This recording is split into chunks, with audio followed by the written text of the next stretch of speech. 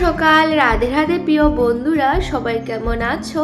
আশা করেছি সবাই অনেক ভালো আছো এবং আমিও অনেক ভালো আছি রাধারানীর কৃপায়। তো চলো আজকের ভিডিওটা সকাল প্রায় 9টা থেকে স্টার্ট করেছি।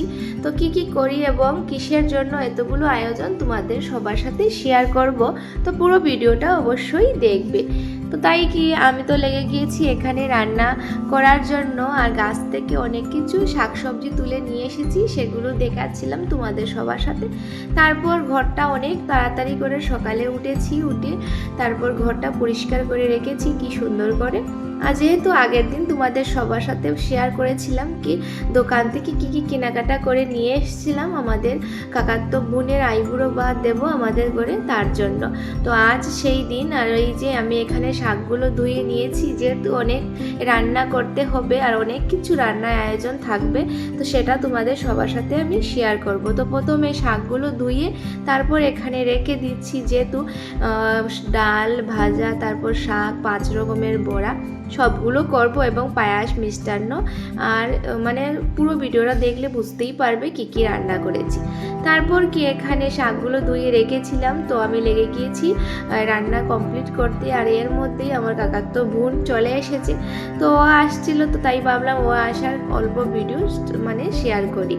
তো এখানে ও এসে আমাদের ঘরে বসেছিল, তারপর বাজার থেকে যা কিছু কিনে নেওয়ার ছিল সেটা নিয়ে আসা হয়েছে। তো আমার বোনকে বললাম তোমার তো বিয়ে হয়ে যাবে, তারপরে এখানে বসে কিছু সাহায্য করো। তো ও মার সাথে বসে গিয়েছিল মানে সবজিগুলো কাটাকুটি করার জন্য, আর আমি তো রান্নায় ব্যস্ত ছিলাম। তারপর কি বাজার থেকে অনেক কিছু নিয়ে আসা হয়েছিল, শাক সবজি, সব ধরনের মাছ, এবং দেখতে পারবে তোমরা সবাই। তো আমি এখানে আমার ডালটা বানিয়েছি, তারপর আলু ভাজা সেটা করেছি। আর এখানে সবগুলো সবজি আমিও কিছু কেটেছিলাম, আর মা এবং বোনও সাহায্য করেছে। তো এখানে সবগুলো রেডি করে রেখেছি, যেহেতু আমি পুরোভাবেই মানে রান্নাটা করছি একাই। তারপর মাকে বলেছিলাম অল্প তুমি এই যে ভাজাগুলো দেখো। তারপর আমি মিষ্টান্ন বসিয়ে দিয়েছিলাম। তোমার বোনকে বললাম কি তুমিও যাও, গিয়ে এগুলো একটু সাহায্য করো। আর এভাবে করে মানে অনেক হাসি এবং আনন্দের এই মুহূর্তটা কাটিয়েছিলাম, যেহেতু ওর বিয়ে হয়ে যাবে। আর বিয়ের পর মেয়েদের মানে জীবনটাই পুরো আলাদা হয়ে যায়। তো এইভাবে মানে আর কখন দেখা হবে মানে সেটা তোর বলার কিছুই নেই। মানে শ্বশুর ঘর থেকে যখনও দেবে তখনই ওরা আসতে পারবে। তারপর কি একে করে ওইভাবে গল্প করেছিলাম। আর এর সাথে সাথে আমার দিদি এবং মনা ওরা চলে এসেছে টুকটুক করে কাটলিছড়া থেকে, যেহেতু ওদেরকেও বলেছিলাম কি বোনের আইবুড়ো ভাত দেবো, তো তোমরাও এসো আমাদের ঘরে। তারপর ওরাও চলে এসেছে। আর এখানে মোনাকে কোলে নিয়ে অনেক মানে হাসি পেয়েছিল, কি ও অনেক দুষ্টামি করছিল। তারপর কি বোন স্নান টান করে চলে এসেছিল, তো দিদি এখানে ওকে একটি শাড়ি দিচ্ছে, যেই শাড়িটা আমি নিয়ে এসেছিলাম অনলাইন থেকে কিনেছি। তারপর ওকে দিয়ে বললাম যা তুই গিয়ে এই শাড়িটা পরে রেডি হয়ে আসো। তারপর কি আমি স্নানে চলে গিয়েছিলাম। তো স্নান টান আমার কমপ্লিট হয়ে গিয়েছে, যেহেতু রান্নাটা পুরোই শেষ। তো আমিও স্নান করে চলে এসেছি, আর ওইদিকে আমার বোন রেডি হচ্ছে আর দিদি ওকে রেডি করিয়ে দিচ্ছিল। আর এখানে সোনা আমার কোলে বসেছিল। তারপর এসে দেখি কি পুরোপুরিভাবেই রেডি হয়ে গিয়েছে। তো ওকে কেমন লাগছে অবশ্যই সবাই বলবে। তো এর মধ্যে দিদির জামাইও চলে এসেছেন, আর ওনাকেও বলেছিলাম কি দুপুরে তুমি খাওয়া দাওয়া করবে আমাদের ঘরে আসে। তো এখানে পুরো খাওয়ার আয়োজন সবগুলো আমি টেবিলের মধ্যে সাজিয়ে রেখেছি, যেখান থেকে এখন মানে থালিতে মানে সাজানো হবে। তো সবাই সবার কাজে ব্যস্ত ছিল। তো এভাবে করে পুরো থালিগুলো রেডি হয়ে গিয়েছে। তো প্রায় তখন 2টো 2:30 বেজে গিয়েছিল। তো খাওয়া দাওয়ার পুরো টাইম হয়ে গিয়েছিল। তো এই যে মুহূর্তগুলো তোমাদের সবার সাথে শেয়ার করলাম, তো কেমন হয়েছে অবশ্যই কমেন্ট করে জানাবে। আর ছোটোখাটো ভিডিও দেখার জন্য আমার পাশে সবসময়ই থাকবে। তারপর কি এই যে তোমাদের সবার সাথে কথা বলতে বলতে এখানে আমার বোনও বসে গিয়েছি, আর সবাই মিলে একসাথে করে থালিগুলো নিয়ে আনছেন ওর সামনে। এখন ওকে মা খাইয়ে দেবেন। আর কেমন হয়েছে এই যে পুরো রান্নাটা আমি করেছি, আর মা বানিয়েছিলেন খালি মাংস।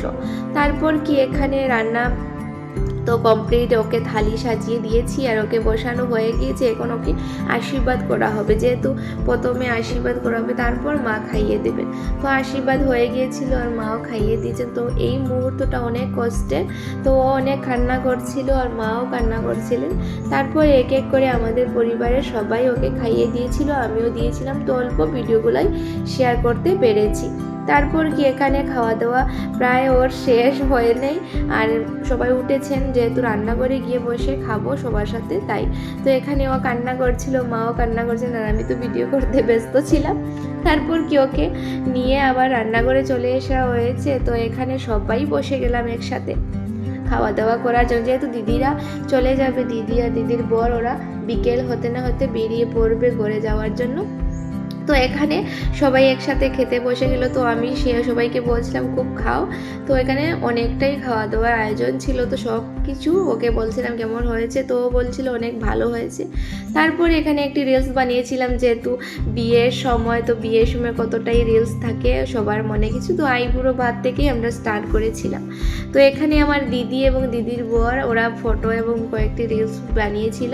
তারপর ওরা বিকেল হয়ে গিয়েছে, তো বাইকে করে ওরা চলে যাবে, তো বেরিয়ে পড়লো এখানে। তো সবাই আমরা গেটের সামনে গিয়েছিলাম, আর আমার কাকার তো বোনকে বলেছিলাম কি তুমি আজকে আমাদের ঘরে থাকো, কাল সকাল চলে যাবে, যেহেতু বিয়ের দিনটা অনেক কাছেই রয়েছে তার কারণে।